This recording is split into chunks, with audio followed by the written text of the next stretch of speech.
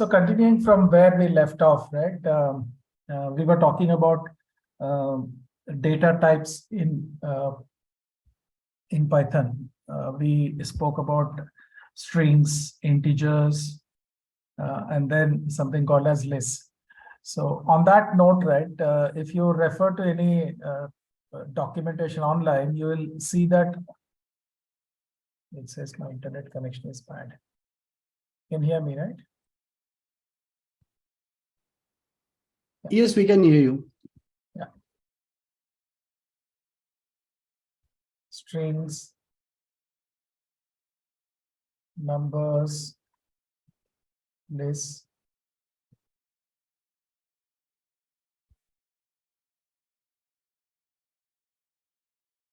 tuples, dictionaries, sets, etc. These are, you will see that they would have been mentioning all these as data types.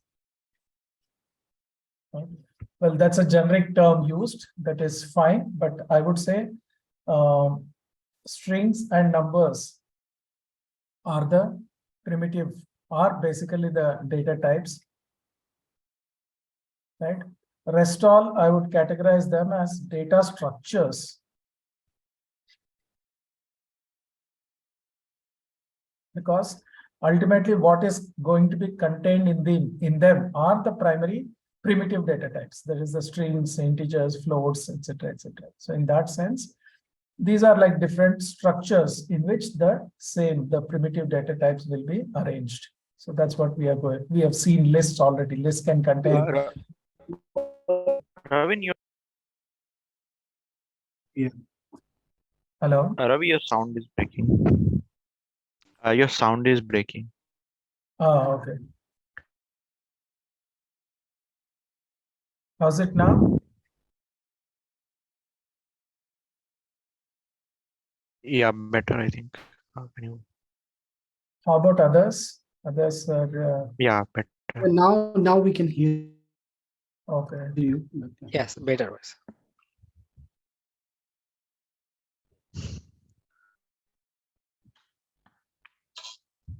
We're not hearing you properly.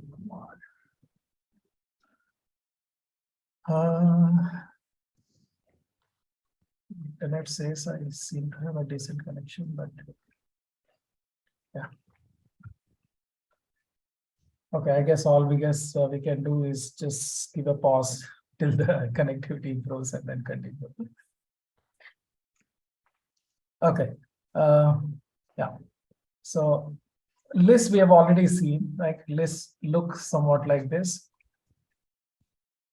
Right.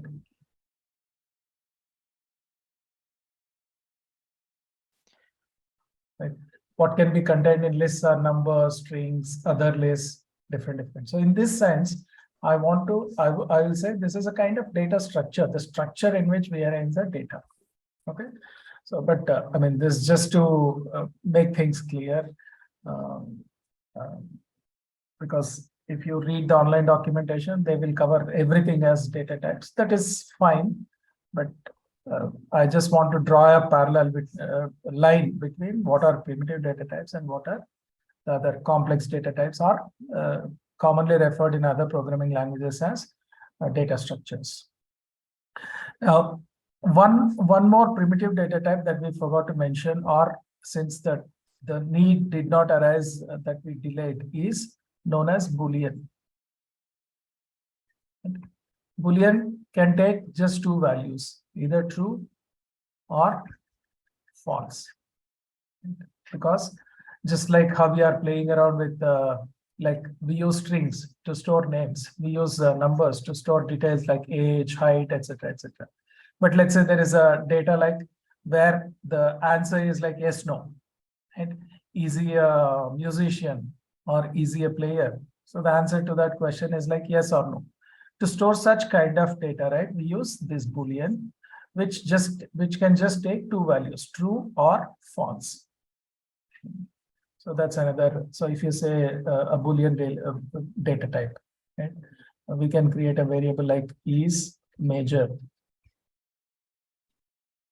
So we can say true. If this is true, you can say that yes, he is a major. If this is false, yes, it's not a major. So that's something like that. Okay. On that note, the next data structure that we will be covering is known as tuple or tuple, you can call it. Now, this is pretty much 99% similar to list, right? Now, that 1% difference where it comes is the way it is created and a slight property, right? We create a list like this using square brackets. Tuple we create with these brackets, the normal parentheses, right? This can contain other tuple. This can also contain a list. So in this sense, it is the same. Now this is also ordered. Ordered in the sense we can use indexing, right? So if this is tuple 1, so let's so I can say tuple of 0 is equal to this value will be returned.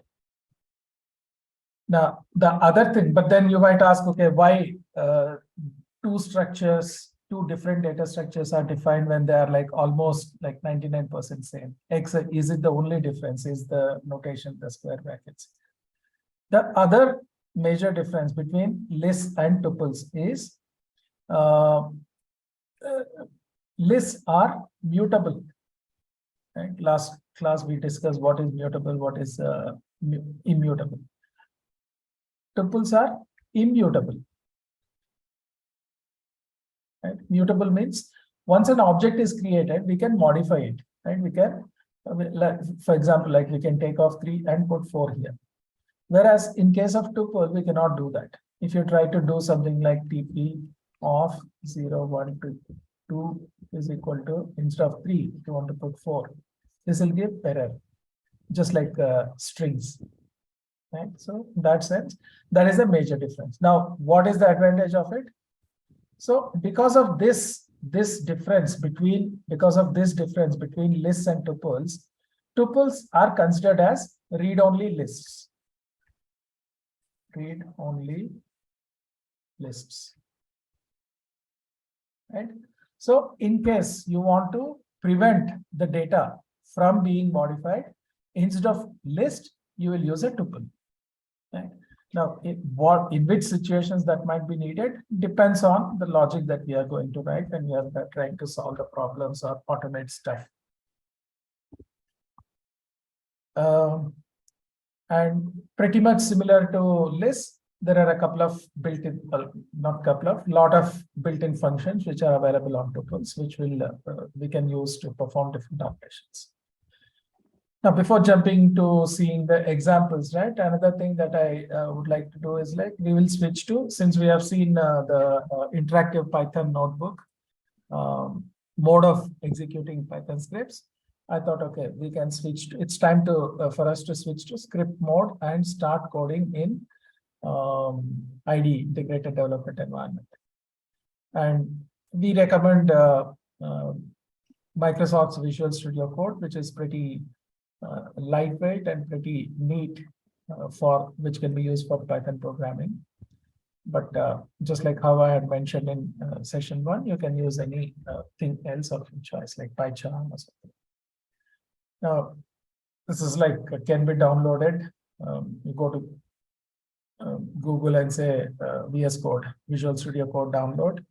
You can just download executable depending on your laptop OS and execute it. And this looks like this. And if Python is already installed on your system, right, this will automatically detect that yes, Python is installed, and it can pick up. It can identify that yes, this is my Python, this is where it is residing. Once your Visual Studio Code is able to do this, you get this option, right? The execute button, run the option. So that if you write a simple code, if you create a new file, which I'll be showing, and write code directly by clicking this button, we can execute our code. So in case you download Visual Studio Code and you're not able to see this, we can still run. I'll show how to do that. But probably the issue is your you do not have Python installed, or your Python and your Visual Studio Code are not linked. So I'll give instructions how to do that as well. Suppose you're not seeing this option, right? Then you can always open your command line in case of Mac OS CCP terminal and check if your Python is able to recognized, right? We are able to execute Python, and then now, for example, I have created a simple. Okay, let me take this off. We will put the code.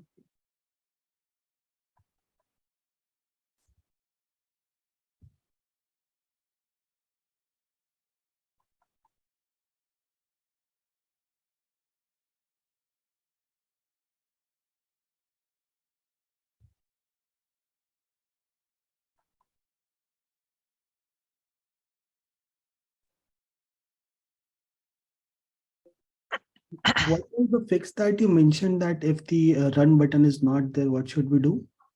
And that's what I'm showing you. Okay. Now I have created a simple, put some code in my file, and I've saved it as intro.py. Now this will show you the location where your file is located. You can also right click and say reveal in file explorer. Right. If you not sure where this file got saved, you can right click and say reveal in file explorer. It will take you to that folder location. Now we need to copy this path, and from our command prompt, we need to be in that directory.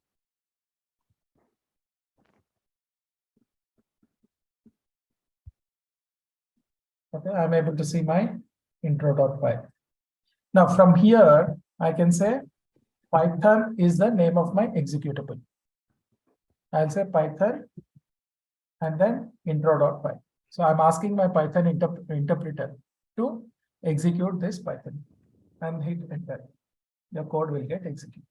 So in case you're not able to see this run icon, this is the alternative. Wherever your code is sitting, from command prompt, you can go to that location, and you'll be saving your Python files with extension .py. You'll give some name .py.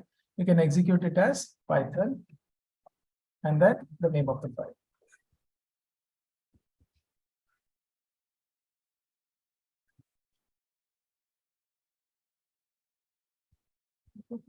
Now you're talking about tuples. Okay?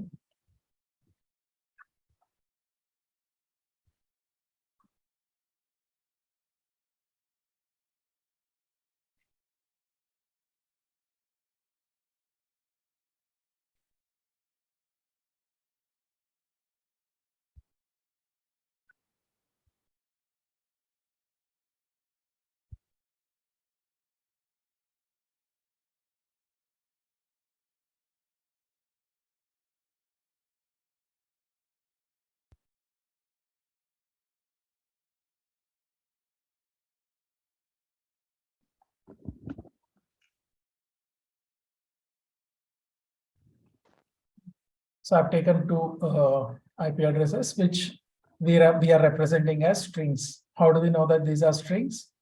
Because I have wrapped them in single quotes. Right? These are single. These are single quotes. What are the other options? I can also wrap them in double quotes.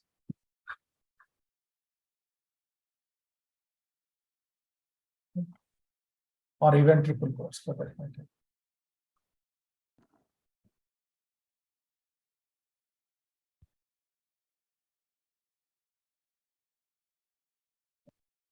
Now this is your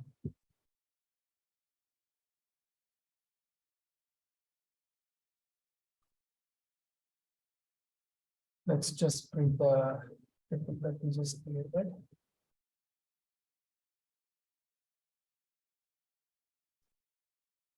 This got printed. Or if I like this.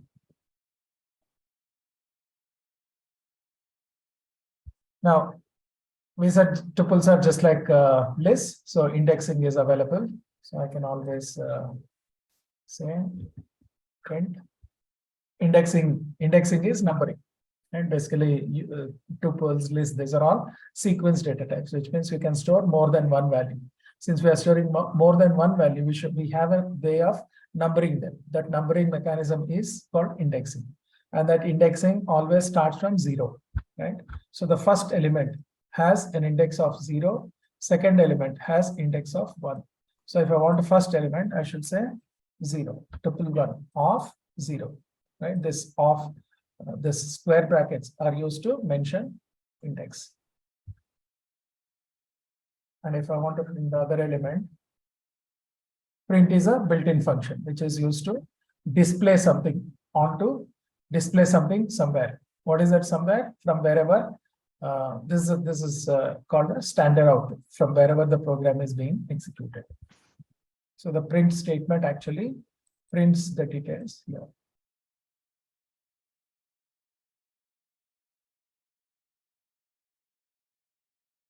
And we said these are immutable. So if you try to change, right, they'll give error. So 1 of 1. Let's say I want to replace this with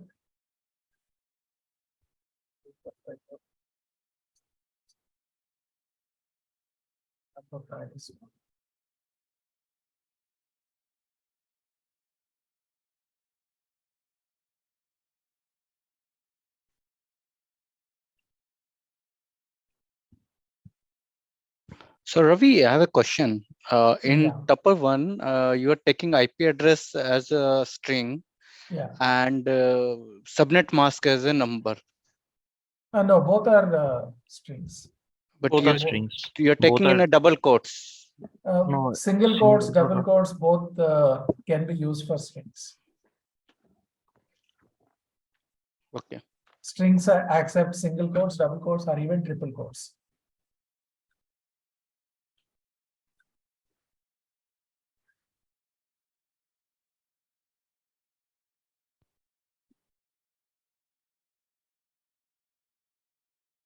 But normally we use triple quotes for multi-line comments, commenting multiple lines at once.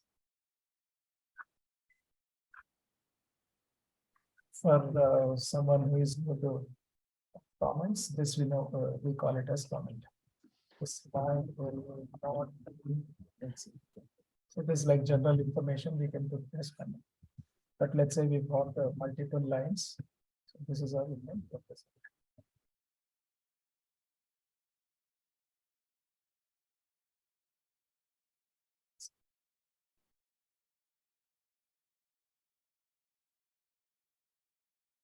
This we'll see, but now I tried to change the tuple by accessing index and trying to store something else in this position. It says tuple object does not support item assignment. So it says once you create, you cannot assign something else, change something to some other element. So in that sense, this becomes immutable, kind of read only. Okay. Now, there is another useful function in Python. It's not exactly a built-in function, but a mechanism. It's known as unpacking. Right? Now, these are sequence objects. Now, since these lines will prevent me from running my code successfully, I will comment them. And in Visual Studio Code, there's a shortcut for commenting. Select all the lines that you want to comment and hit Control// and the slash which is below the question mark. It will comment all the lines at once. Okay. Now, you see this tuple contains IP address and subnet mask. Suppose I want to extract these into variables. One way I can do is IP is equal to tuple 1 of 0. And subnet is equal to tuple 1 of 1. Okay? And then I can print them or do whatever I want. This is one way. But there's a shorter way. Okay. I can directly say IP, subnet right?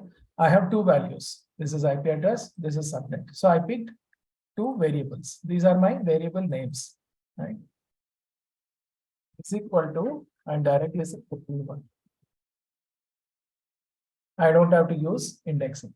Since there are two variables, there are two values, automatically the first value will go into first variable, second value will go into second variable. This is known as unpacking.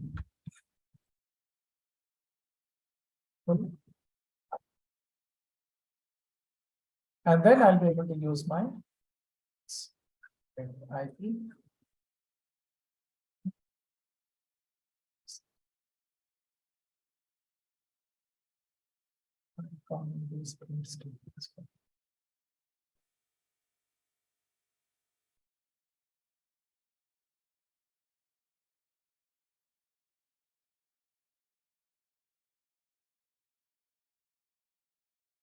So this is useful when you have when you know that you have limited elements and you want to directly extract them without by saving some time using indexing mechanism, extracting all this into different variables.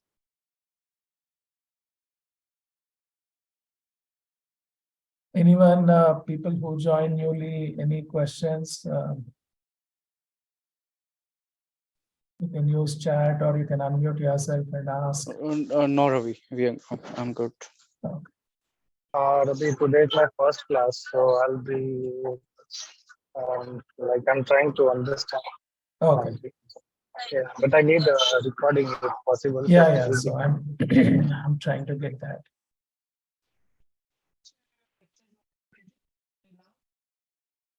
Yeah, Tamsil, for you also this first class, right?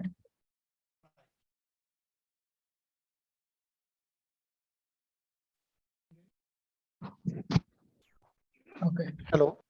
Yeah. Ravi, how much classes or how much lecture you have completed till now? Two. Okay. Oh. So in these two lecture, maybe there is some basics you have completed. Yes. Mhm. So you are focusing first on the Python. Yes. Python language. Yes. Yes. Okay. Thank you. We started with Python first, and as part of the last two sessions, we covered basics of Python, and slowly we are progressing.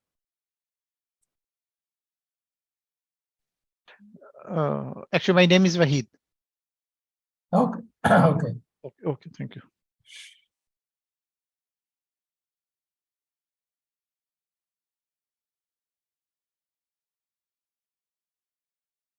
Okay, so this is also pretty much similar, just like list. We can have inside tuple also, we can have different things, different types of databases. So Ravi, in this example, so we had only, I would say, one IP and one subnet, right? Yeah. And both is like in same kind of list, I would say. But what happens when within a tuple we have another list which has multiple, values, Yes. multiple strings or numbers? Then how will that be identified? Because here it was easy, like 0 and 1. The first one is 0, second one is 1. Yeah. What will happen like if it is in the fourth, fifth value and that list? Yeah, I'll show you.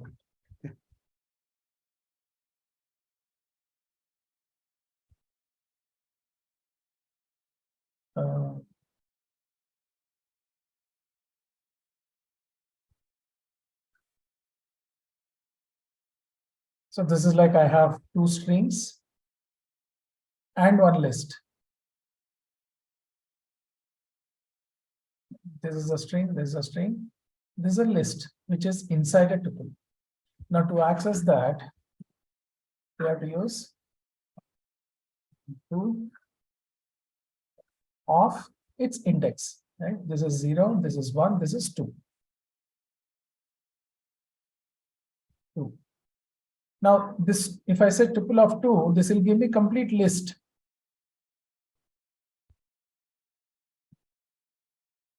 Like this. But this is a list. Again, I can access elements of the list from a list of the list using indexing. So I'll say, if I want the first element inside this, I'll say, this entire thing is my list now, this list. That of 0 will give me 0th element. That of 1 will give me first element.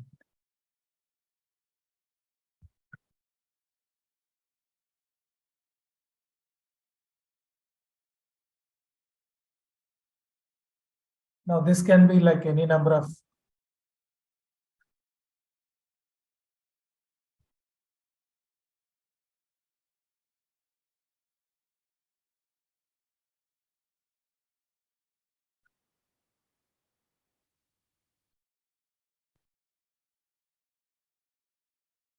so this shows now this is Boolean. So I'm directly storing true. You see this though this is like a string, I'm not putting it in quotes. Okay, so that makes this as Boolean. That's why it is in Visual Studio Code is showing me it in blue color. So this is something different. What will that do? I'm simply storing a value true. What is its use? We'll come to know Okay. in a short while. Just like how I am storing 6.5 is a number. This is a string. This is a true false value, like true specifically.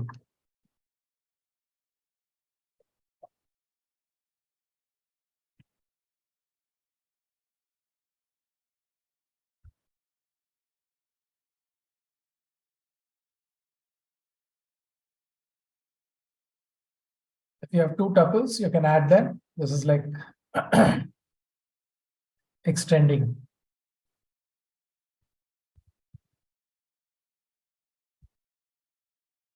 So I have this tuple 1 and tuple 2. So 3.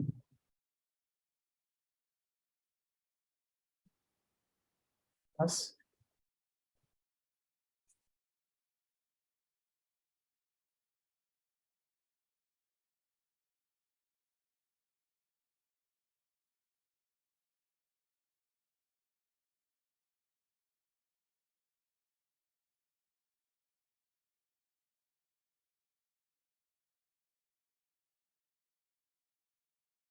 right. So from here it was tuple 1, sorry, tuple 2. To this, these got added, tuple 1. Tuple 1 and tuple 2 become tuple 2. Now this is useful when you want to just extend. You have multiple tuples lying around and then you want to merge them into one. You can we can use this operation. And we are talking about sequence data types, right? So there are just like how we have arithmetic operations, plus, minus, into, division, etc. We have some different type of operator called as membership operators, which are used to check whether certain element is member of certain sequence, which means group collection. Now, this list, tuples, these are all the sequence data types. So we can check whether a specific element is part of this tuple or not. So,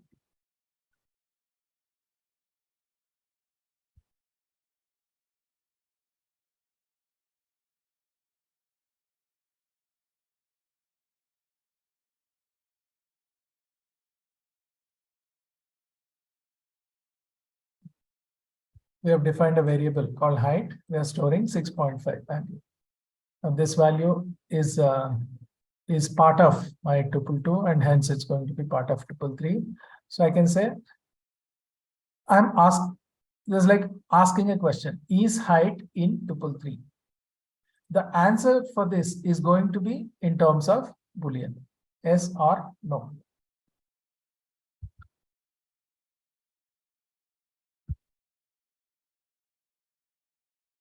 This is true because 6.5 is part of this tuple. So that is one of the uses of Boolean values. when we ask questions which result in yes, no kind of answers, these Boolean values are used. Okay, Ravi, let's suppose if I wouldn't have mentioned this true here in the list, then also I would be getting it true. If you have not mentioned in this list as it, This true I wouldn't mention in the list. no, This true. this true is different. This irrespective of let's Yeah. say I just have this. So I'm asking is 6.5 in present Available in index? this tuple or Yes, not? yes. Yeah. Now run it. Now also I'll get. This has nothing to do with the presence of true. Correct. Yeah. If I ask, let's say 6.6 present in that tuple, this is a false.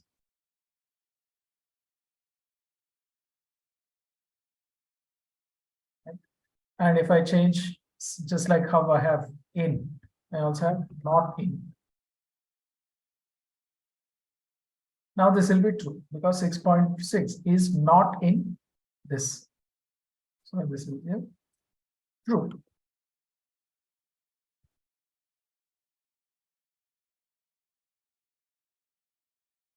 So this is one useful operators to check membership.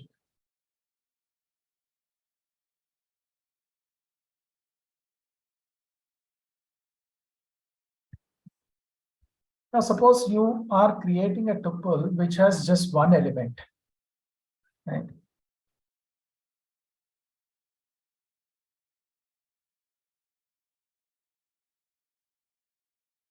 For now, I have only player's name which is available. Later, I'll be getting his other details like his age, his the game which he plays, his height, etc., etc. But those I'll be adding or extending my tuple.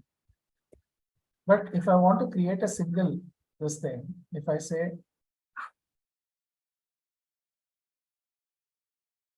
Okay, so are you saying we cannot edit existing element in the tuple, but we can extend or we can add? yes, Okay. it will become like a new variable. Okay. So logically, we might think, okay, this is going to create a tuple with one value, right? But that is not the case, right? In Python, this is not the way to create a tuple with one value. So if I say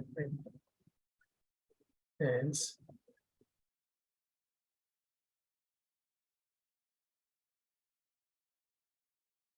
so it is printing string, not a tuple. So the way to create a single tuple, single value tuple is just by adding a comma, right? So we don't have a second element, but still by putting a comma, we are saying that yes, treat this as a tuple. Second element. So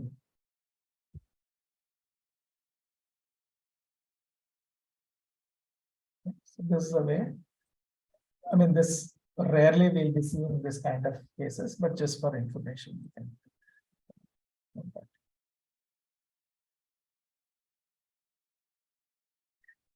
And converting a tuple into list, right? For some reason, let's say why they would have made tuple as immutable is to prevent accidental modification of data, right? When you are doing programming, you know that there is a sensitive data which should not be accidentally modified. It is lying in a list variable, right? You have written the code and passed it on to some junior developer. He doesn't know. Okay, it is this such and such a data should not be modified. He will try to modify. So to prevent such thing, you instead of creating it a list, you create it as a tuple, so that when it tries to modify, you'll get an error. Then you can add comment saying, yeah, you're not supposed to modify because we intended it. So something that could be one of the use cases. But let's say for some reason, you want to modify, right? Then what we can do is we have our conversion things, right? Now I have my tuple 1. So tuple 1, I'll convert it into list.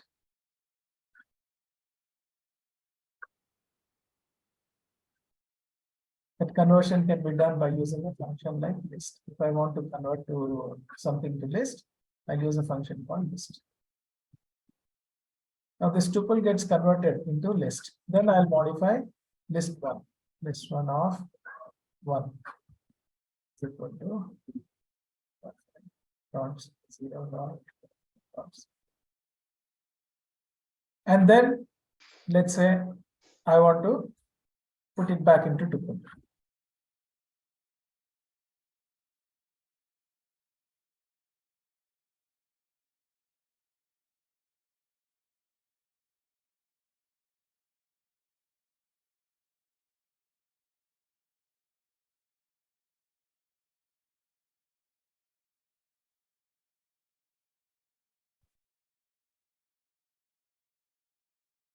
Okay.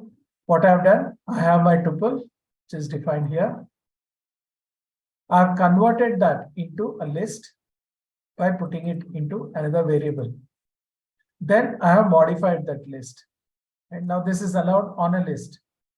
I can change the first element, second element of the list by doing this kind of assignment.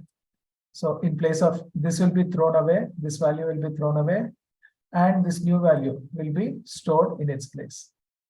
And again, I want to put it back to my original this thing of the not being of read-only nature. So I'll convert this list using this tuple function, convert it back to tuple and store it the same thing. So I have my old tuple with the new value. So this is kind of workaround that you can follow. Now, what is its advantage? Whatever operation you have done cautiously, right? You have done knowingly. Okay, Ravi, I thought like not related to this list, this John, player detail John, I thought you will be appending this in the list, this tuple 2. Because we are saying no, like we cannot edit existing element, but we can append. Like if I want to append this list, can I? Yes. I need to mention the element, right? Where I need to place John.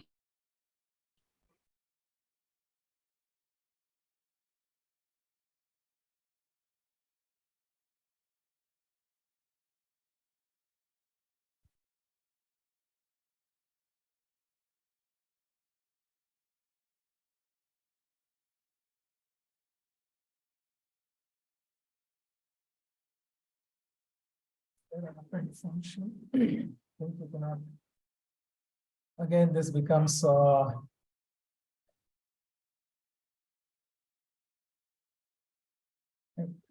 these functions are defined on lists, but I think these are not defined on tuples because they are like kind of immutable. Okay. So if you want to hotspot on है बंद मत करना. I think append is not a keyword in Python. Let's check the functions which are it's not that it's not a keyword. It depends on whether that function, built-in function, is available for this type or not. So let's check by using dir function. Dir is like a directory built-in function which will let us know which all functions are available on different data types, data structures. Layered details is a tuple, so I can say get me the directory of layer details. So from this we'll know what all methods are available.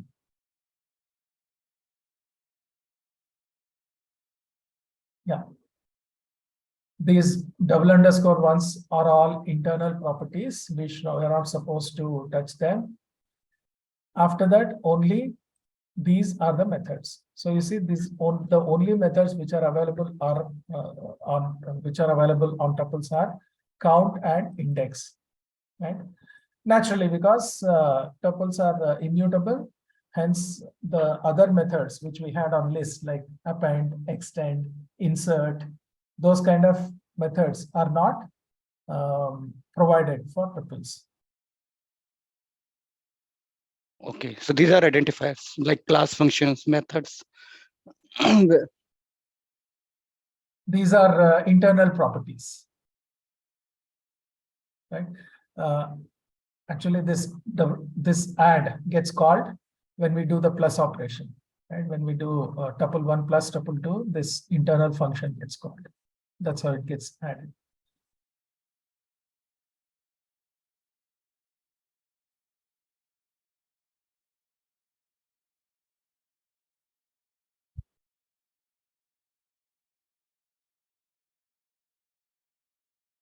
Okay, the point to note about tuples is the only time when we'll be using tuples, right? Most of the time we'll be using lists.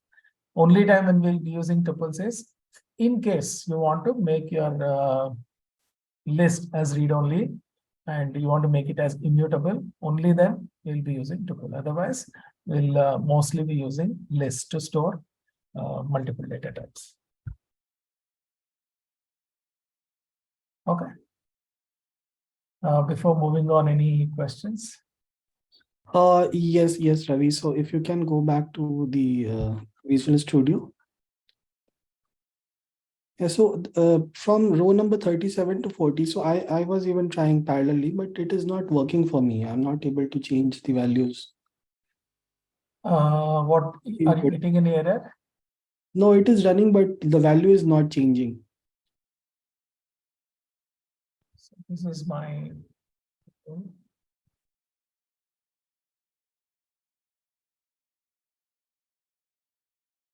So you're saying this value is remaining same. Yes. Yeah. Are you storing back into the same variable? This statement. Yes. List 1 is equal to list of tuple 1 and then list 1. No. I was using different ones. Sorry, my bad. Yeah.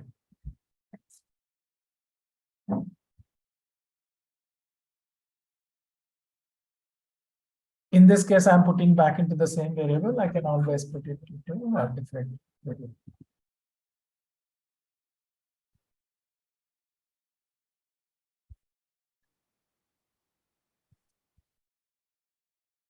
Okay.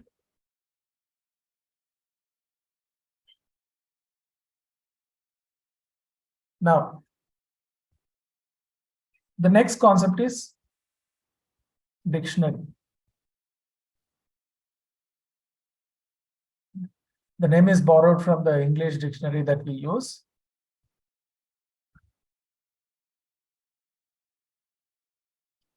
I think I should disable this waiting room. For next session, I'll do that. Okay, this name is borrowed from our typical English dictionary where the values are stored, like there is a word like word, and its meaning is defined here, right? So the word and its meaning are stored together, right? Each word followed by its definition or meaning, right? So this concept is borrowed to define a data structure where we have to store some key value pairs, some data as pairs, right? Now, what is its use? If you see my list example, right here, I'm storing John. 2.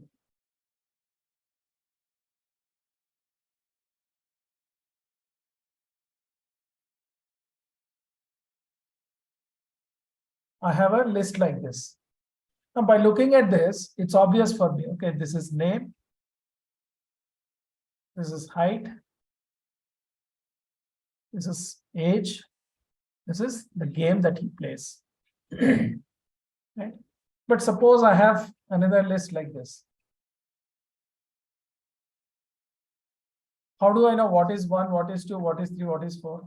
This also, I made a guess, right? John could be a name. What if John is not a name? What if 6.2 is not a height? What if 25 is not age, but something else?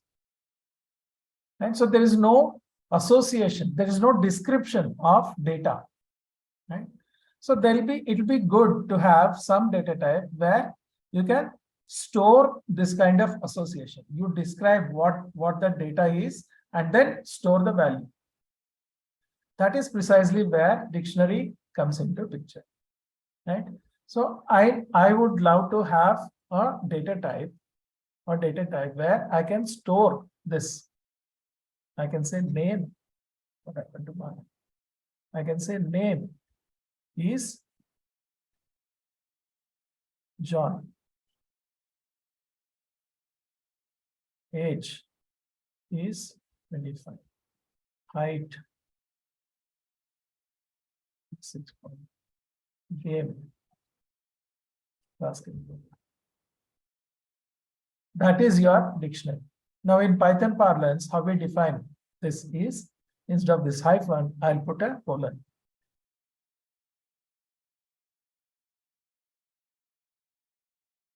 And now this is also a string. Name is also a string. And so in Python, this has to be in quotes. So I'll put in quotes. Now this entire thing is one structure. So I'll wrap it inside in curly braces. Now this is my data. I need to give a name to it. So I'll give it a name like player. If I want to specifically say this is of dictionary type, I'll use some name like player underscore DICT. Player underscore DICT is equal to curly braces name colon John. So I need to say, okay, there are multiple values. First value, comma, second value, comma, third value, comma, fourth value. This is how I create my dictionary. This becomes my dictionary. But where we define the data type? We have not defined data type. It's a key value. We don't have to specifically define data type. Python is like dynamically typed. If I store this string, right, automatically this value will be taken as string.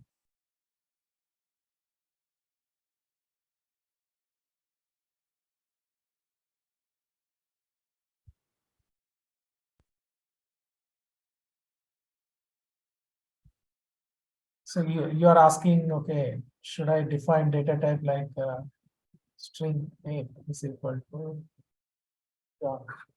like this? Yeah. I was In Python, this is not required. Python is dynamically typed. You create a variable and directly put a value into that. Now here I put a string into name. So my name becomes string. How I can check that? There's a function called type, which will return me the type of this data.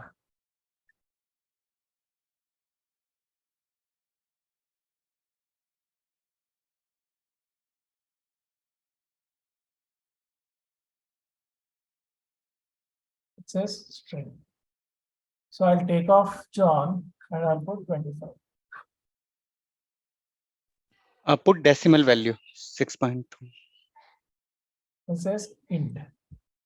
I'll put decimal. It says float. So depending on the value that you store, dynamically the type of this changes.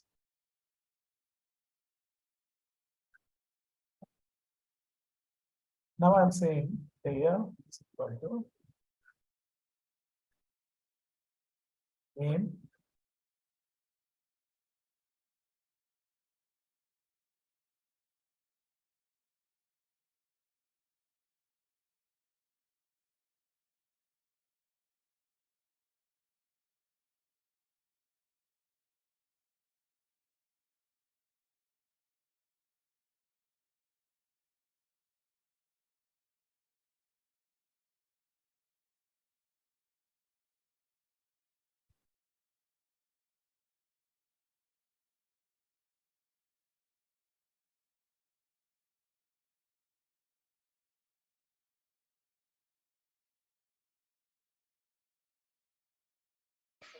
Game in This- double quotes. This is a string, right? Yeah. This is a string. Can be, I mean, it can be double quotes or single quotes. Okay, let's be consistent.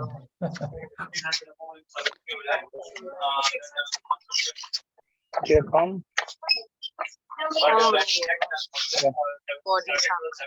Patrick, Hi, can you go on mute, please? Kumar? Yeah, thanks. Okay, so you see, this is a associative data type. I want to store earlier in list, I was just storing these values without knowing what they are. Now I have a way to associate some description with them. John is name, so I can associate the string name. Now in this structure, right, this is known as key, this is known as value, key value. So it is known, dictionary is nothing but a collection of key value pairs. If I print this dictionary, obviously the same. Okay. You will print it like this. Now, we call dictionaries as unordered. Right? There is no ordering. Lists are ordered. How they are ordered? Using their indices. Right? Zeroth index is first element and so on. So here we do not have the indexing mechanism. But then how do we get the value, get the data from dictionary or put the value data into dictionary? Using their keys. That's why we call them as keys. Right? Using this key, like if you are familiar with the databases, in databases we use the concept of primary keys. Something like that. Using this key, we'll be able to identify these values. Now, how do we do that? Just the way you do with indexes, indexing mechanism. But here, instead of number, you pass the key. So these keys are acting as indexes for you. So if I want to extract the value which is stored in name, so I'll say, get me layer of name.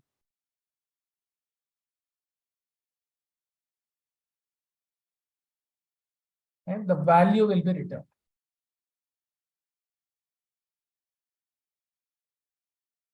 This is pretty much simple, right? So now I can directly say, I want height. Is dictionary immutable or mutable? It's mutable. Okay. So that So- means I can modify, right? That means Yes. So I can change the game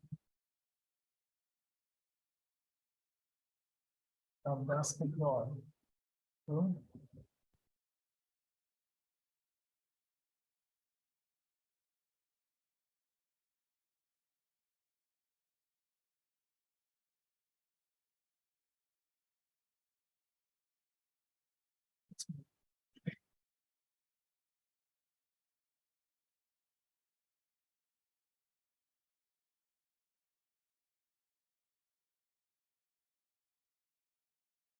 now in our networking world, we can create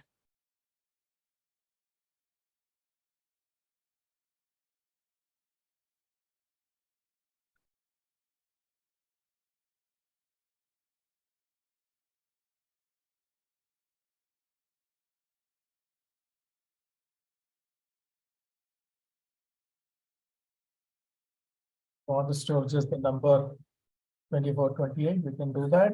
Or if you want to specifically store index.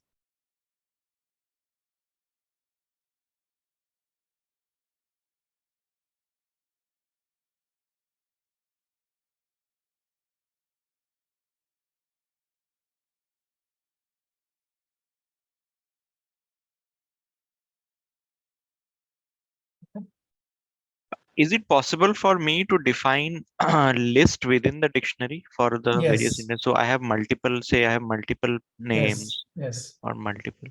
Just like I was coming to that. Dictionaries, properties of dictionaries.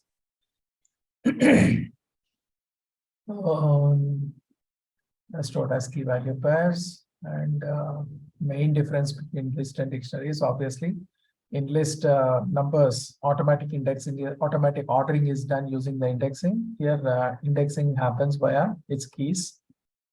And these are, yeah, what are the different types, different data types that you can store. Only restriction is we cannot store duplicate keys. Keys cannot be duplicated. Values can be duplicated. In my dictionary, I can have version, which is a number, and vendor, which is a string, Cisco, subnet,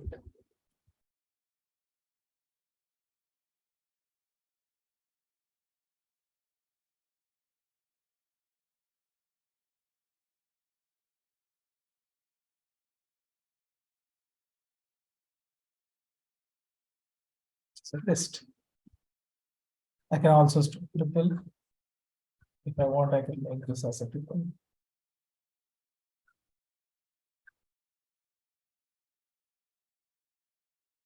Okay, so in tuple, just the parenthesis will change. Yeah, and it's immutable if you want to change it at later. Okay.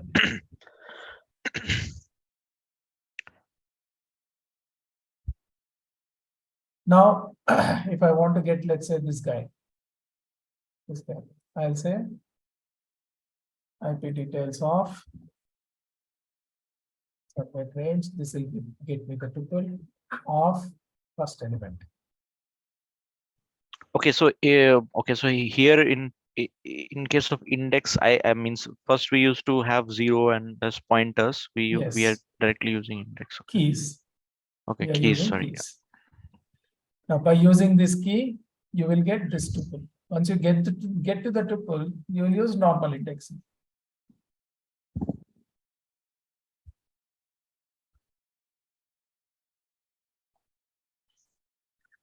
Also have a list.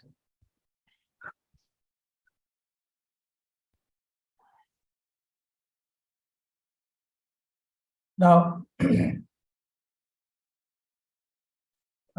just for academic value, keys or values can be literally anything.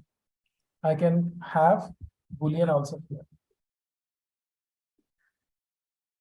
Though it does not make much sense, it's allowed. And I can have Boolean here as well. I can have a number as key.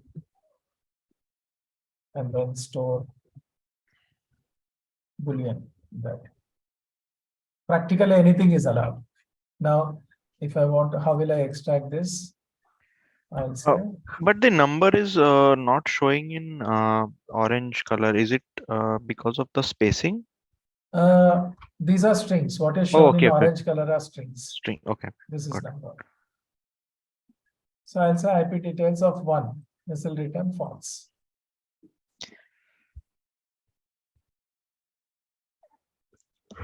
And I can also, this is a key. So I can use that here as it is, not as a string.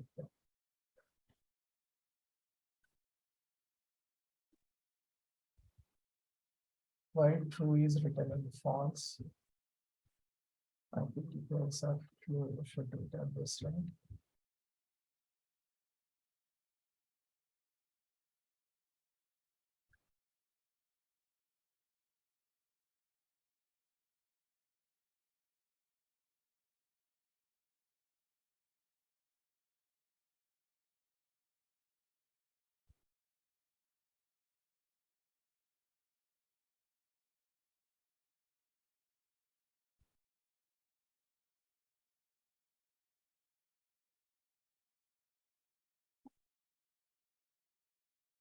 No, I still didn't understand like how Boolean works. So even if I type in a string, like I type a word false, it will still print me false or true.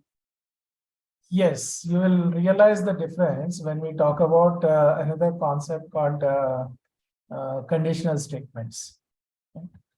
Um, Okay. Given as of now, they are just like strings, except that strings we put in quotes. Here we don't put in quotes, but its significance, like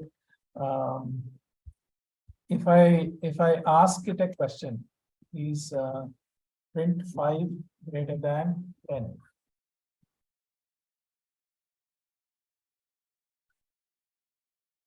It prints false because 5 is not greater than 10. This is a condition. Okay. We are evaluating a condition. So So that is where the significance of Boolean comes into picture. If I say it is less, this will become true. Okay, why you have coded this false, 1 colon false? I'm just saying, as I said, like for academic purposes, you can practically have anything in dictionary as key, anything in dictionary as value. So that's why I was showing, yeah, you can have Boolean as key, number as value, number as key, Boolean as value, string as key, Boolean as value, Boolean as key, string as value. Anything is allowed, but it does not make much sense unless you have a proper meaning to that. So most useful way is we can use dictionary to describe the data that we are storing, just like how we have done in this case.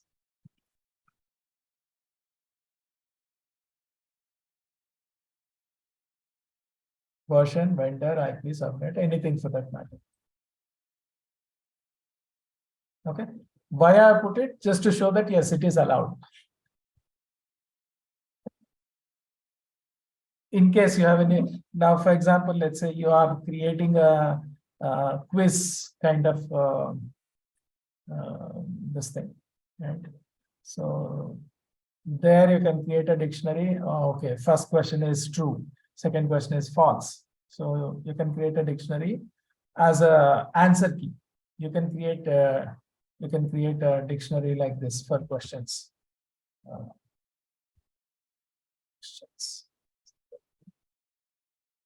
Question 1 is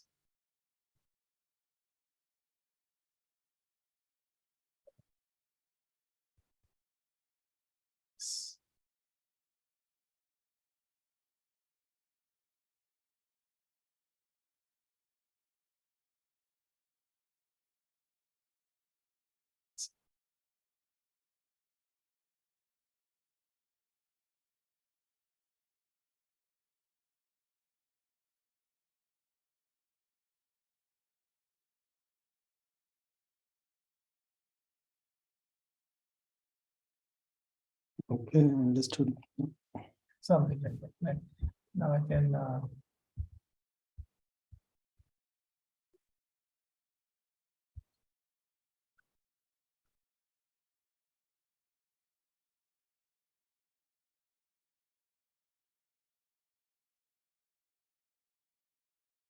you can have different data types, accessing values from the keys, is using the keys. Now there are a couple of useful functions. You see, I have multiple keys, right? Now, is there a way I can extract all these keys? There's a function which can do that. So I can extract all these keys using IP details dot keys. There's a function called keys. And then just like how we have keys, there's a method to extract all these values also. So I'll say IP details dot values.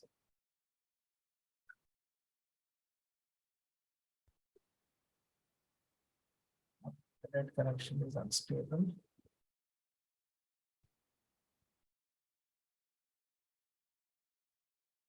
So we'll get something like DICT underscore keys, DICT underscore values.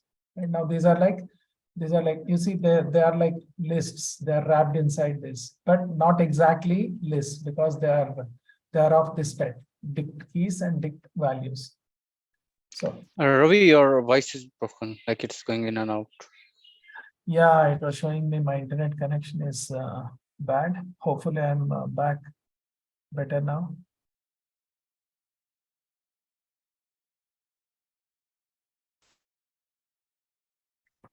Better?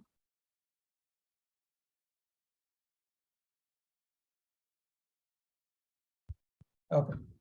Now, as such, these are not very useful because now I cannot extract them, right?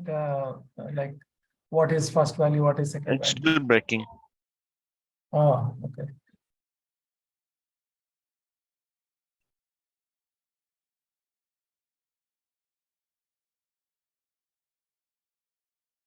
So what I have to do is I have to convert them into lists. Right? How can I convert them into lists? Using list function.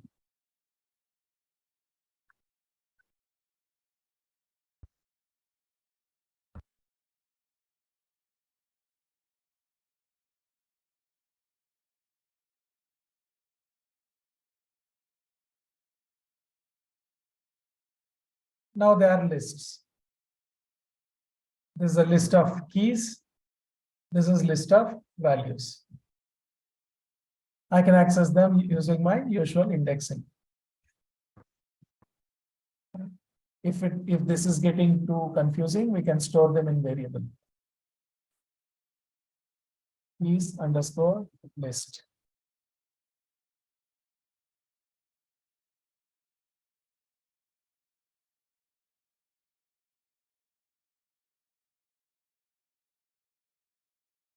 Vals underscore list.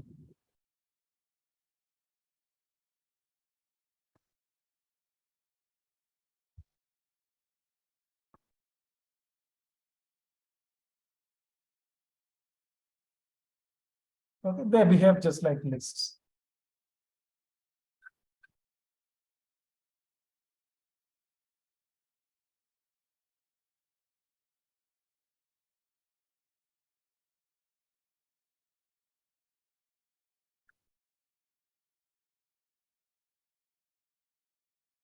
Now there's one more function. If I want to get both keys and values together, called items. Now instead of separately saying keys, comma values, I can get both of them. Right? Items underscore list.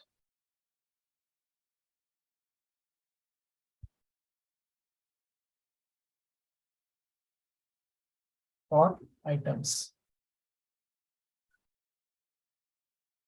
First, let's bring this as it is.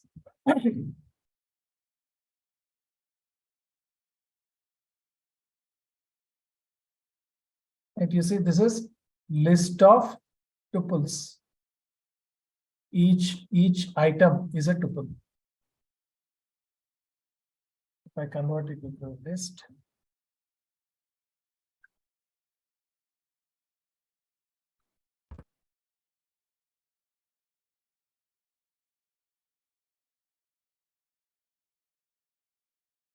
list of tuples. Each item of the dictionary has been converted into a tuple and it is returned in a list.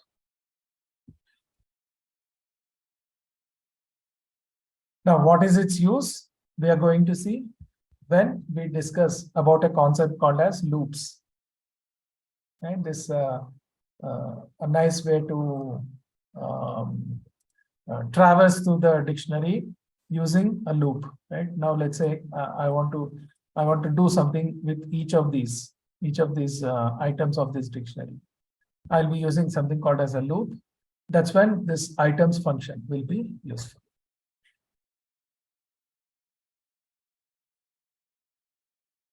Accessing keys, and values can be accessed using items function. My internet is bad again. I don't know what is happening.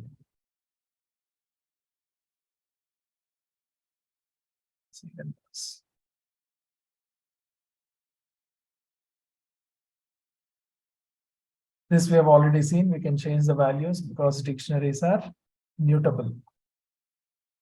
Now, there are two ways. One, we can directly select the value by using its key and put a new value, or we can use the update function. We can, let's say we want to modify IP address. we'll use the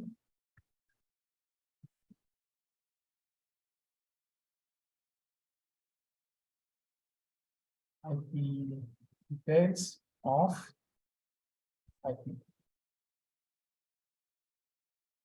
IP details dot update. Dot to update.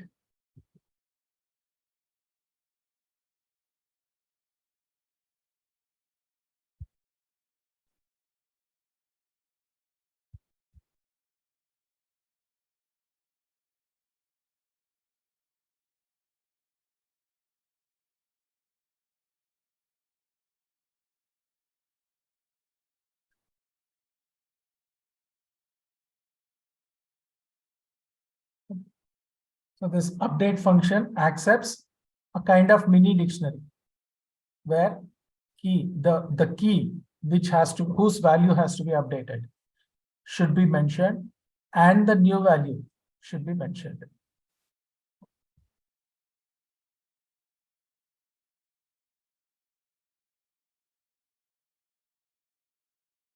Right, this is my updated dictionary.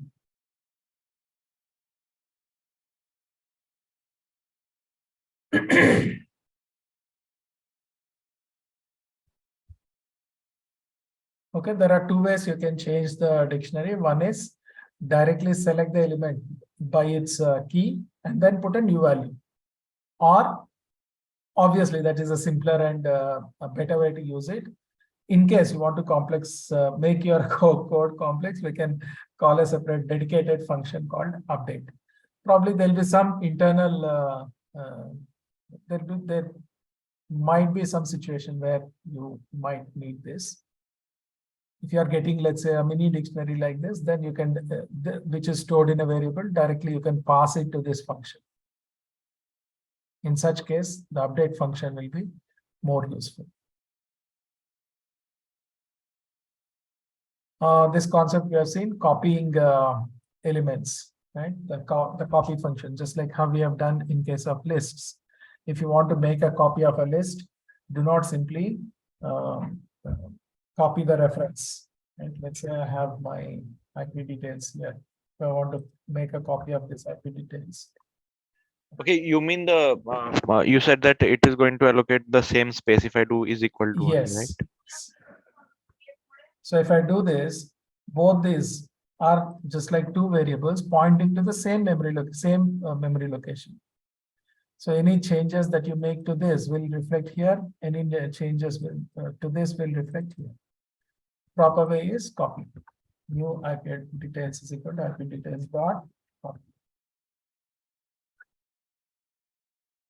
Then this is like a totally new dictionary. We can play around with it the way we want.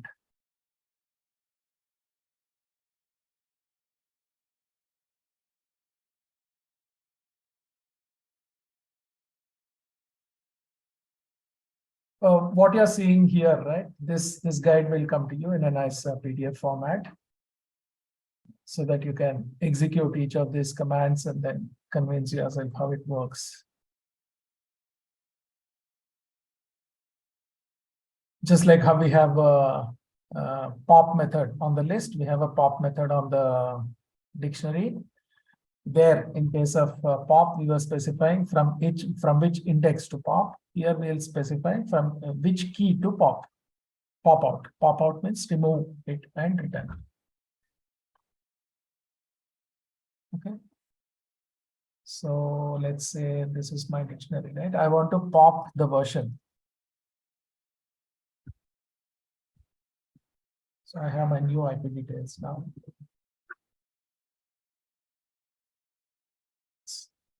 From this new IP details, I'll pop out dot pop. What to pop? Version. After popping, right? Now, when you pop this, right, this value, whatever value is stored here, will be returned into a variable. So we can capture that.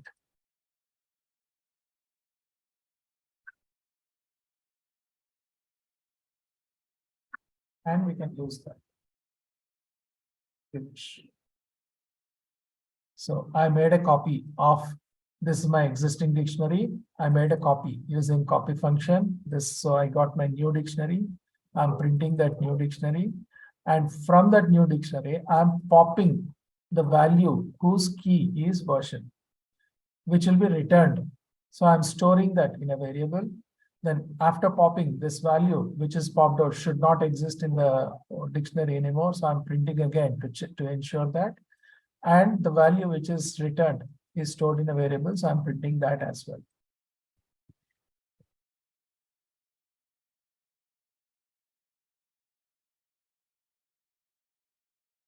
So this is my dictionary. This is my dictionary.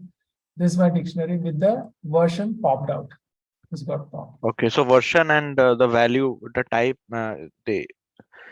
the value will also get removed, right? Key and value. both. Yes, key and value. The entire element gets removed. The entire item gets removed. But when I obviously when it's removed, the value is what is stored in this variable. A key is like lost.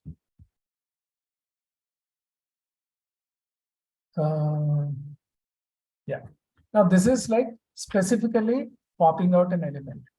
Like let's say you just want to pop out the last element. There's another method called as pop item. There's dot pop.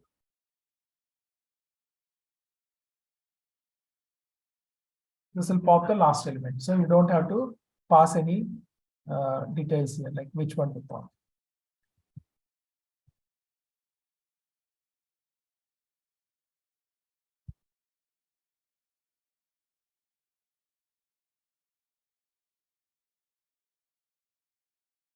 First one got popped with this, last one got popped with pop it.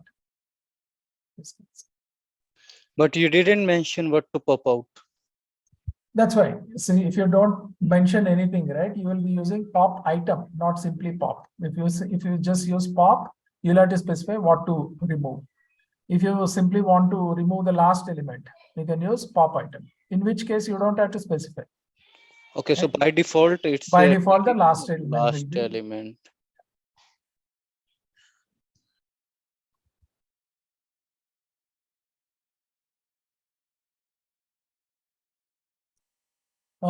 Delete statement can also be used, just like we did it in list. But the problem with the delete is you cannot capture the value. Right? If I say delete vendor, so I'll have to say delete details of vendor.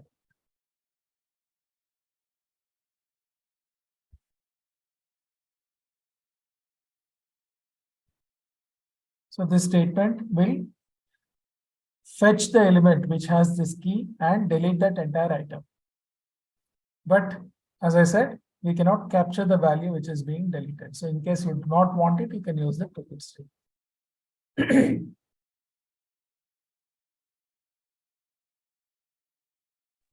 But I can capture it before deleting. I can take into the variable. Yes, you can do that.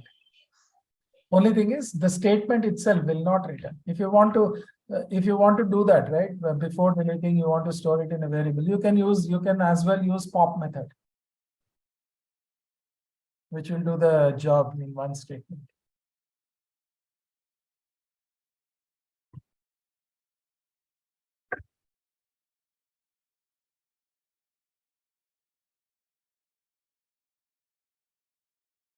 Okay, nested dictionaries, we can have dictionaries inside dictionaries.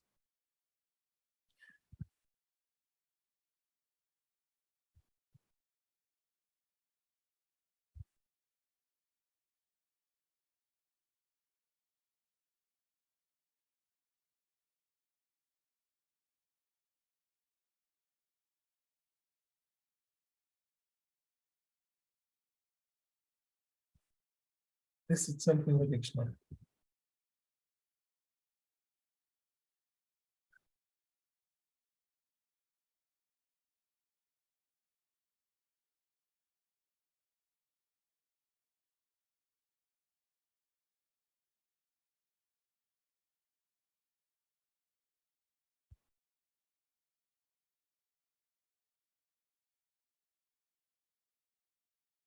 So this is my first element, so I have to put a comma.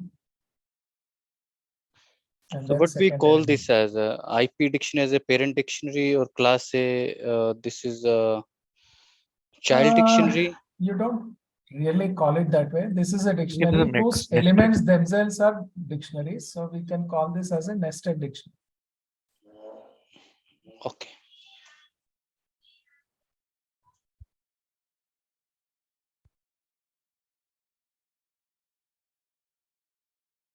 Now from this, let's say we want to get this value. How can we get that? First, we have to reach here. First, we have to reach here. Sorry. First, we have to reach here by using this key. Then, by using this key, we have to reach here. Right? So we have to do something like, since we have nesting, IP or off.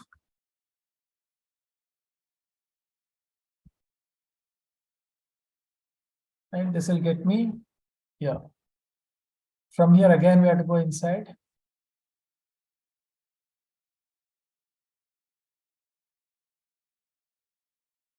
Ask.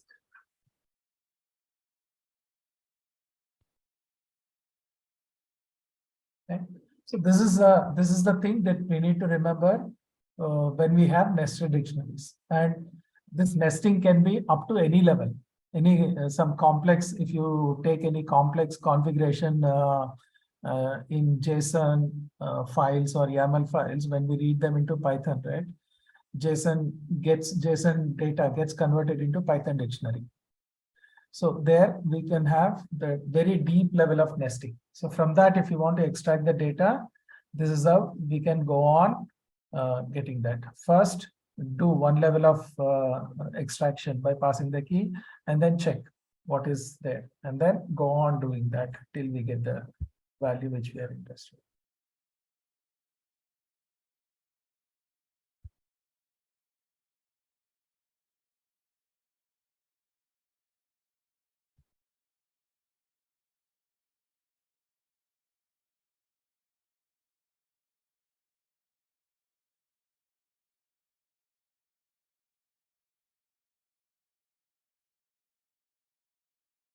Yeah, that is about nesting. We have to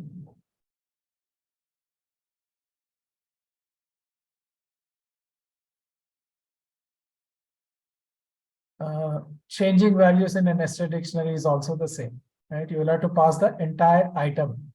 If you want to modify this entire guy, you have to pass this entire item. Deleting basically is the same. You all have to select what exactly you want to delete or update. Accordingly, you need to do that.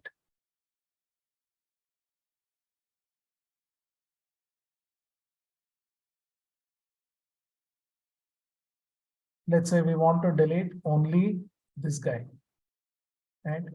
So we'll have to say del of ipdict class A of mask.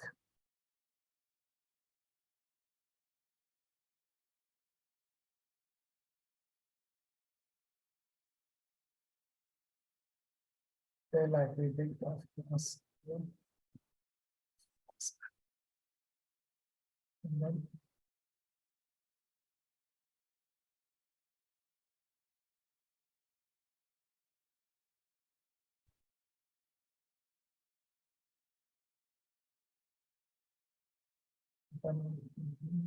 okay, no, that should be in the entire.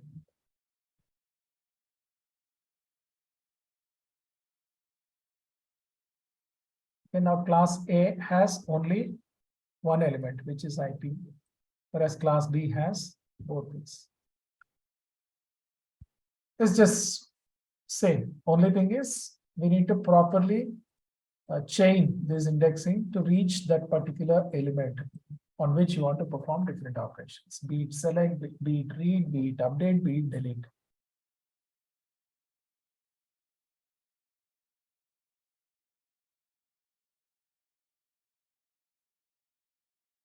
Okay, any questions? Those are some of the useful methods which we'll be frequently using as part of our working with dictionaries. There are a lot, but once you are comfortable doing hands-on with these things, you'll be able to easily explore the documentation and use the others. Ravi, can you share this code with us on Skype? Yeah, sure. I'll be saving all these files, so on the code I'll be sharing. Ravi, in your last previous lectures, did you already mention that how can I get that Visual Studio Code or this scripting software? Or the second issue, that how can I set up on my laptop or somewhere? I mentioned how to do that, but I'll send the document. It's going to be part of the documentation. Okay, thank you. From where to download.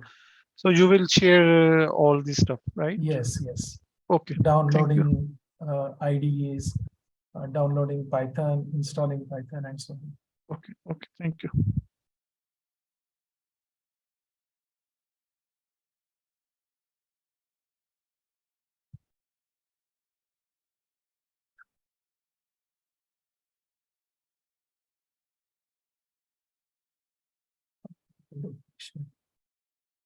That's a folder.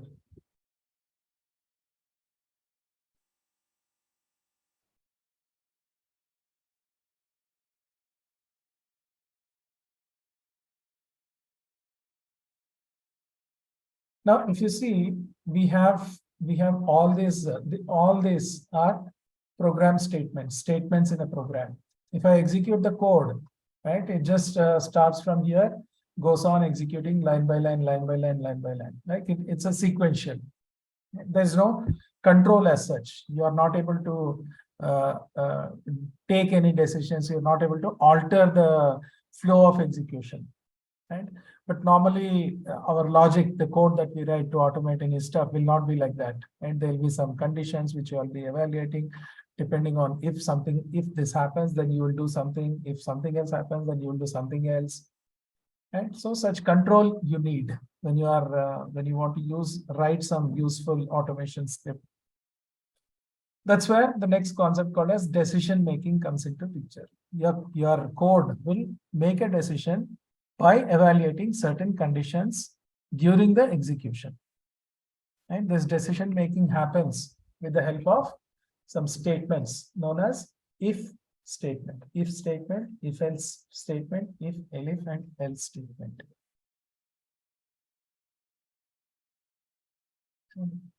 Normal execution is like this. You can look at this diagram to understand what is happening. Like this is like start of your program. Let's say it goes on executing down, next statement, and so on.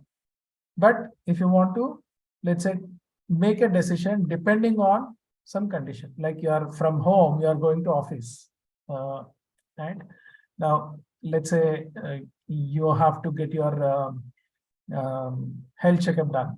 So you will call up the diagnostic center or hospital. If they are open, by the time you started to office, you still have some time. So you call up the hospital or the diagnostic center. You ask them, are you open? So that's a condition that you are evaluating. You are checking with them whether they are open or not. They will either say yes or no. If they say yes, instead of going to office, you first go to diagnostic center, give your samples. From there, you go to office. If they say no, you'll directly go to office, saying, okay, I'll go get my test done later, right? So something like that. At somewhere in between the code execution, there is a condition which gets evaluated, right? You are at a crossroad. One road will take you to diagnostic center, other will take you to office. Here you call the diagnostic center. If the condition is true, is the diagnostic center open, you take the road to diagnostic center. If not, diagnostic center is closed. You continue you take the road which takes you to office. Okay, that is what happens in decision making using statement called as if. Right? So in code you check if 5 greater than 10, then do this. Else, do something else. Else means if not. If 5 greater than 10, do something. If not 5 greater than 10, do something else. Right? Hope this is clear. Any doubt here? Why we need decision making, and what is the condition? Condition which I showed you, right? 5 greater than 10. So this is where your Boolean comes into picture. The conditions always evaluate to true or false. If condition is true, something happens. If condition is false, something else happens.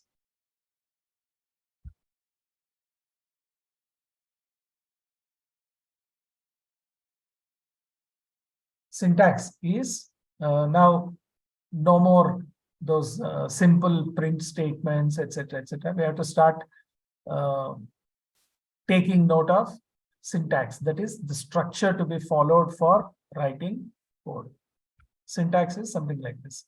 If expression colon, this colon says that yes, whatever statements that are going to follow this belong to the if statement. If evaluate this expression, if this expression is true, then do this. Right? Let's write this.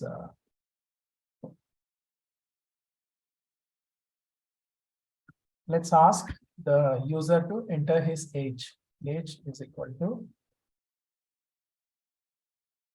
int of put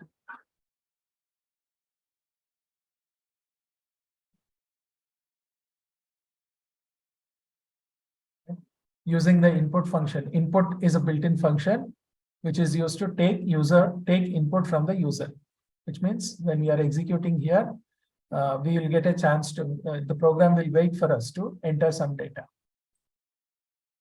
Then this text is optional. This is like a message to the end user, what to enter. If I can leave this blank, if I leave this blank, the user will be clueless what to enter, whether he is supposed to enter or not. So we typically put it very descriptive. Now, always whatever text that we are entering from here will be a string, right? Now, but we are trying to get his age. So we will convert that string into integer. That's what this function is doing. So that is the meaning of this statement. Int input message. This will wait for the user to enter. Whatever value he enters will be stored in this variable called age as integer.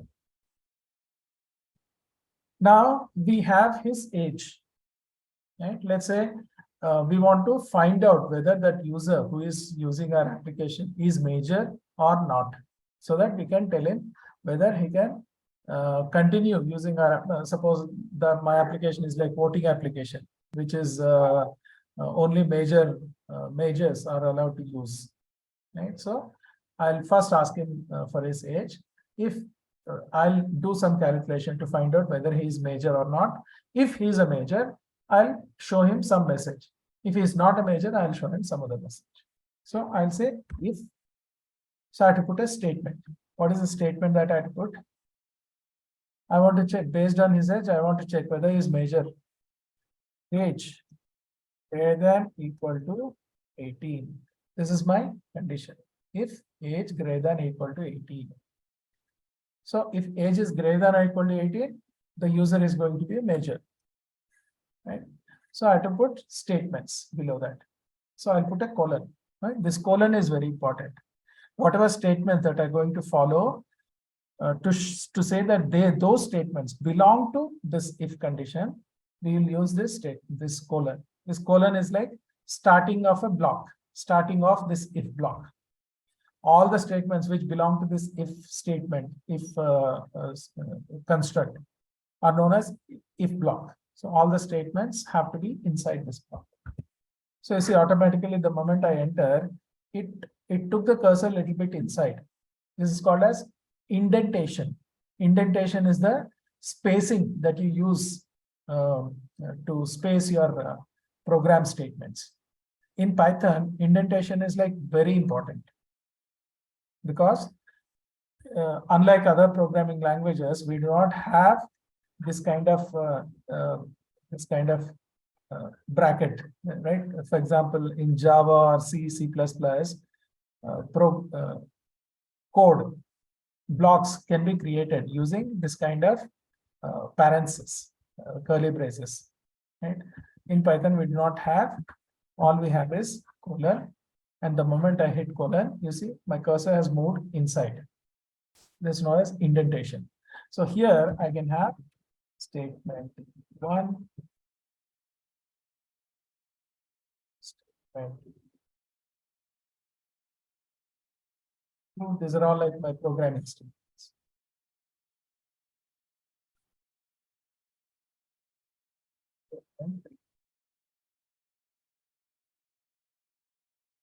You see, these statements are indented, which means they are like pushed inside. So this statement 1, statement 2 belong to this if block.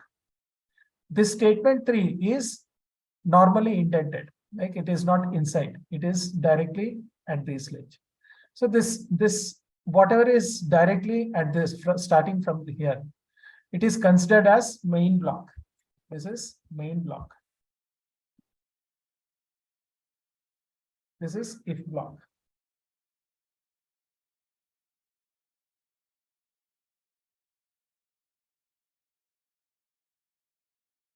If statement is also part of my main block. My if block starts from here. Okay. So whatever statements I put inside here with this indentation after the if statement, they belong to if block. Again, if I put another statement, if I put this statement here, this also belongs to if block. If I put this statement here, this belongs to main block again. This is clear. Indentation. In Python, indentation is very important. Most of the times, if you give some extra spaces, if you do not follow uniform indentation, your program is going to throw some errors. Then you will keep wondering like what is going wrong. Okay, so that's about indentation. Now let's replace these commented statements with actual statements. Let's say print or chair.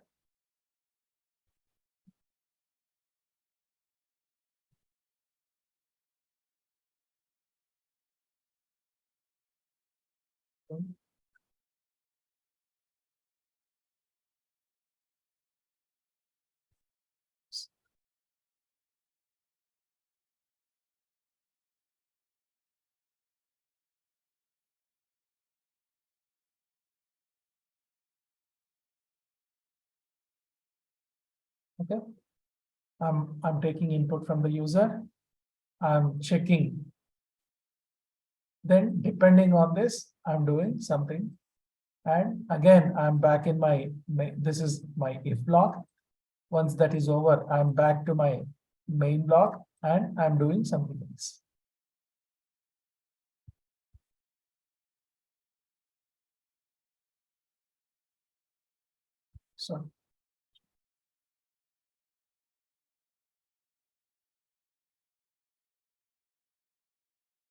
So it is asking, suppose I entered 12.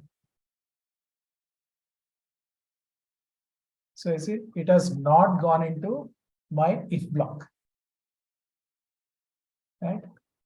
Age is 12, it is not greater than 18. So it did not go inside. Only if this condition is true, it goes inside and executes these statements. In this case, I entered 12. 12 is not greater than or equal to 18, which means this entire statement, this condition becomes false. If it is false, so these statements will be executed only if this is true, right? If true, do this. If false, do not do this. So in our case, it is false. So directly, it did not go inside this if block. Directly, it came here, again, back to the main block and printed this. So Ravi, what if I want to print the input age as well? Like somebody put in 20. So you are an adult and your age is 20. Can we do that? Yes, I mean, here I'm saying major, Mhm. as you're saying, you're adult.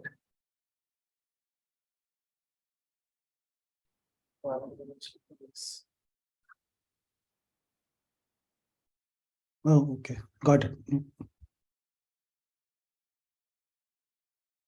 Now, if I, by mistake, if I put this statement also here, this will also not get printed if this statement is not.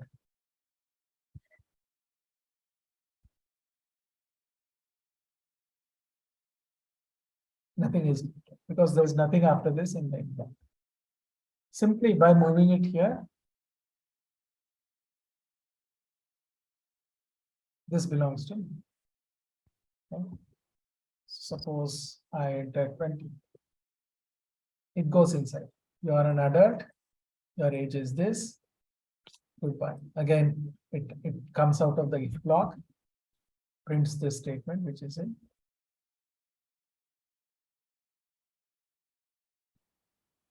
Okay. Now, what I've done is I've handled the case where like age is greater than or equal to 18. But as we have seen, suppose he is not major, he entered age 12, then nothing is being printed, right? So that's a bad programming practice. You should handle both the conditions. What if the condition is satisfied? What if the condition is not satisfied?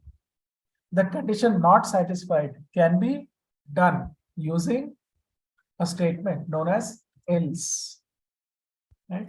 In English, we say if he is major, then he will be allowed to vote. Else means if he is not major.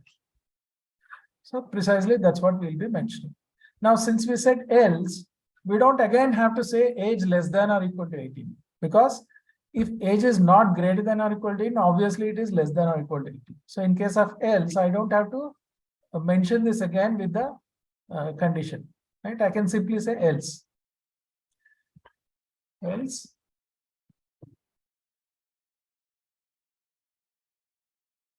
you are not an adult.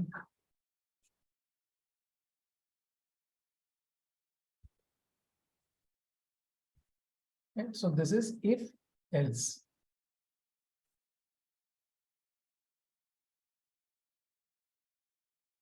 I said 12, it says you're not an adult. If I say 20, it says you're an adult.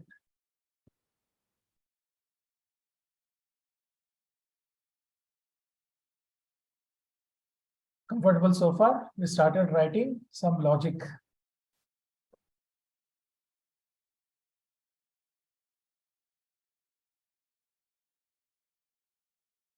Okay. Now you see this if else takes care of only two conditions, either true, either this or that. But life is not that simple always, right? It's not like black and white, either this or that. There's a fuzzy area in between. So in such cases, to handle such cases, Python uses something called as if, elif, else. And suppose we have something like bill amount.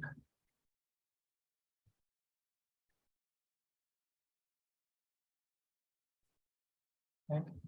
Now, I'll write in English first. If bill amount is less than 1,000, no discount. Right? If bill amount greater than equal to 1,000, but less than equal to 5,000, 5% discount.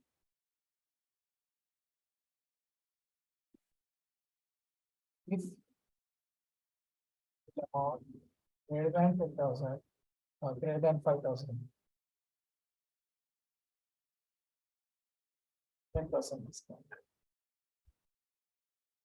right? Something like this. You want to build logic like this. Okay? So we'll say if bill amount less than 1,000. We need to store the discount, so we need a variable. Right? Its initial value is 0. Right? So it's already 0. If bill amount is less than 1,000, I don't have to modify it. Right? So if when you don't want to do anything, right, you can simply say pass. Like in quiz, you are asked a question which you don't know or you don't want to answer, you say pass. Right? So like this, there's a statement called pass in Python. So here in this case, I don't have to do anything because I mean this is known as initializing a variable. Right? I created a variable called as discount. I put an initial value of 0. If bill amount is 0, my discount will remain 0. So I don't have to do anything. So I can say pass. Or you can explicitly again mention the same thing, discount. Now I have to say if bill is between 1,000 and 5,000, then discount should be 5%. So I'll say elif. Right? This elif is like else if. Right? It is short form for else if. Right?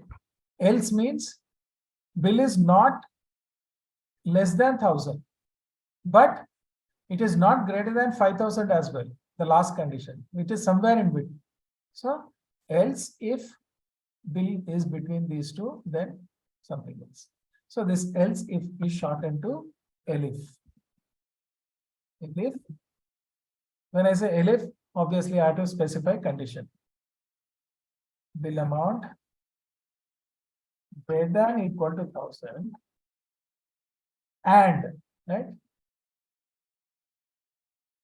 is greater than equal to 1,000 and bill amount less than equal to 5,000.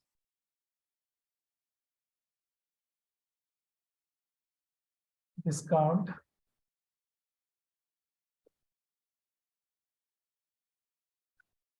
%, 0.05. Now that like this, if I want to, let's say slabs, right? 5,000 to 10,000, one more slab. 10,000 to 20,000, one more slab. I can go on having elif, elif, elif, elif. Elif for this slab, discount something. Elif, another slab, discount something. Finally, all the slabs are over. Finally, like no other slab, like the final one. There else will come. The last condition will be else. Now for else, I don't have to specify any other condition because else will come only when all these conditions fail. Bill amount is not less than 100, not between, not less than 1,000, not between 1,000 and 5,000. Any other amount comes under else. So for else, we don't have to specify condition explicitly. Else, discount 0.10%.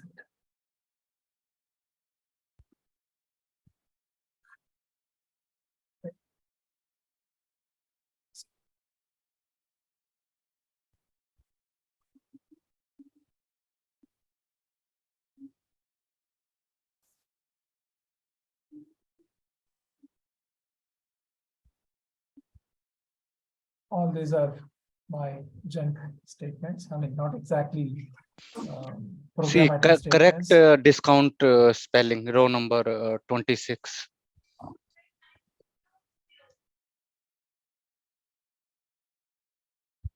Good catch. Also in 16, 17, and 80, if you put underscore between bill and amount, yeah, that should work. I mean, again, this is not exactly a Pythonic statements. Yeah, right. So that's why these are kind of instructions we are writing to ourselves. So best thing is we put them in comments.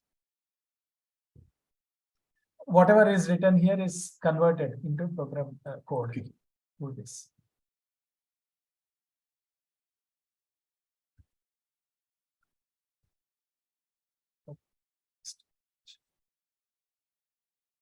This is coming from my other, because I've hard coded this value, like the amount I've hard coded it. So instead I can ask the user to enter.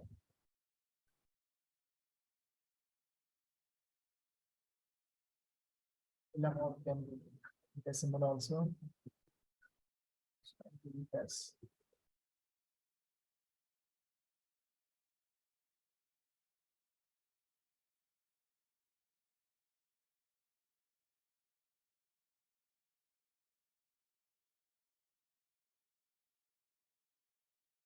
What is wrong? It is still showing 0.05. Okay. Yeah, it is 0.05.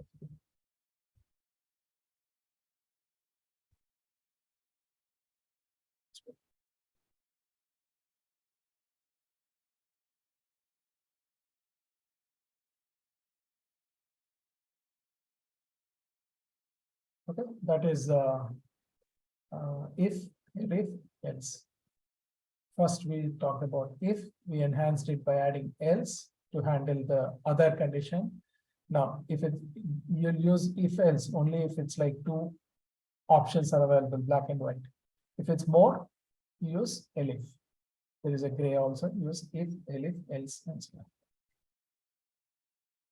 on. Okay, based on this, I wanted to cover some more, but that's fine. Based on this, I'll give one small exercise probably, but before I should first get all the things to. If we have any questions, we can take it. Otherwise, it's 10 o'clock scheduled close time. We can sit and continue tomorrow. Only Nothing- Ravi, please share the previous videos, so at least Sure, I'll we share can them. start it. I'll share them. Okay, okay, thanks a lot. Also, Ravi, the exercise that you shared yesterday, Yeah. was it possible to do without tuples? Yes, very much. Okay, because I was stuck and I didn't know about tuples. So, okay, no worries. And without tuples also we can. I had it somewhere.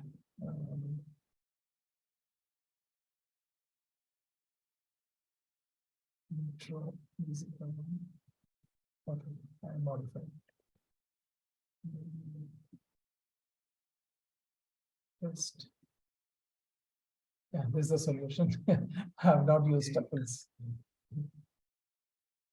Can you share that as well? Maybe we can try first. Sure. I'll be sharing certainly. Purely whatever we have learned, right? Strings, lists, you can do that. I've given hints so that you can just stick to the hints. You should be able to do it. Okay. Okay.